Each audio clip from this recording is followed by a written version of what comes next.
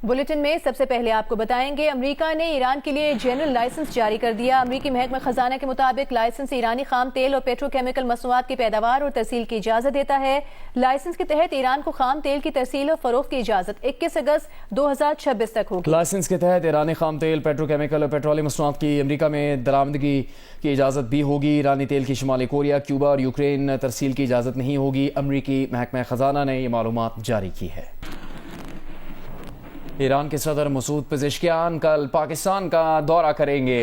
Iran और पाकिस्तान के सरकारी हुकाम ने इसकी तस्दीक कर दी है। ईरानी सदर के दौरे का मकसद अमेरिका ईरान सालिसी के लिए पाकिस्तान की कोशिशों को सराहना है। ईरानी सदर सालिसी के लिए वज़ीर आज़म पाकिस्तान का शुक्रिया अदा करेंगे।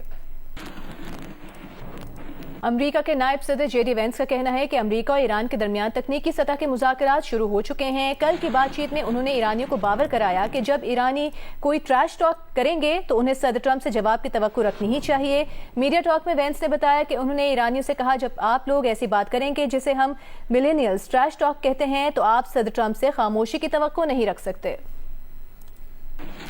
अमरीकी सदर नायब सदर जेडी वेंस ने कहा है कि उन्हें यकीन है कि मुज़ाकरात के दौरान वो मरहला भी आएगा जब हम लबनान की इलाकाई सालमियत और खुदमुख्तारी और इसराइल के तहफ़्फ़ुज़ के मौज़ूआत को भी कवर करेंगे। कल भी उन्होंने ईरान के साथ इस मसले पर बात की है और वो फिर कहेंगे कि मामला 24 घंटे पहले जहां थे अब वहां से आगे बढ़ चुके हैं। Well, we want Israel's security to be protected, and we also want Lebanon's sovereignty to be protected, and this is going to be an ongoing conversation. The Israelis have been very clear they do not have territorial intentions on South Lebanon. The reason they feel they have to be there is because they're worried about Hezbollah fighters in South Lebanon firing into Israel. We do believe, of course it's going to require a lot of hard work, that we can get to a place where Lebanon's territorial integrity and sovereignty is protected, Israel's security is protected, and that's going to require some coordination with the Lebanese armed forces, and also it's going to require the Iranians to rein in Hezbollah. That's all the sort of things that we were talking about yesterday, and again, I think that we got much further compared to where we were just 24 hours ago. नायब वज़ीर आज़म इसहाक डार का कहना है कि बरतानवी जहाज की जानिब से रेस्क्यू किए गए 8 ईरानी माहीगीर ईरान भेज दिए गए हैं। माहीगीरों को आज कराची से ईरान रवाना किया गया। कश्ती हादसे के बाद ईरानी माहीगीरों को रेस्क्यू किया गया था। वज़ारत ख़ारजा और मुतल्लिका हुकाम ने ईरान और बरतानवी हुकाम से करीबी राबता और मौसर ताउन किया। माहीगीरों की महफूज आमदोरफ्त और जल्द वतन वापसी को यकीनी बनाया गया। पाकिस्तान ईरान के अपने शहरियों के मामले में किए गए एतमाद को कदर की निगाह से दिखता है। पाकिस्तान इंसानी हमदर्दी, इलाकाई ताउन और मुश्किल हालात में बाहमी मावनत के आज़म पर कारबंद है। चेयरमैन कश्मीर कमेटी राना कासिम नून का कश्मीर के मामले पर मुलाकात के लिए बैरिस्टर गौहर को ख़त, बैरिस्टर गौहर ने ख़त मिलने की तस्दीक कर दी। कहा, चेयरमैन कश्मीर कमेटी ने ख़त लिखकर मुलाकात के लिए बुलाया है। ये सियासी नहीं, पार्लिमानी और संजीदा मामला है। हमारा वाज़ेह मौक़िफ़ है कि कल अदम जॉइंट एक्शन कमेटी के मुतालबात पर पेशरफ्त होनी चाहिए। अफ़ाम और तफ़हीम का रास्ता अपना कर लोगों की जान और माल का तहफ़्फ़ुज़ यकीनी बनाया जाए।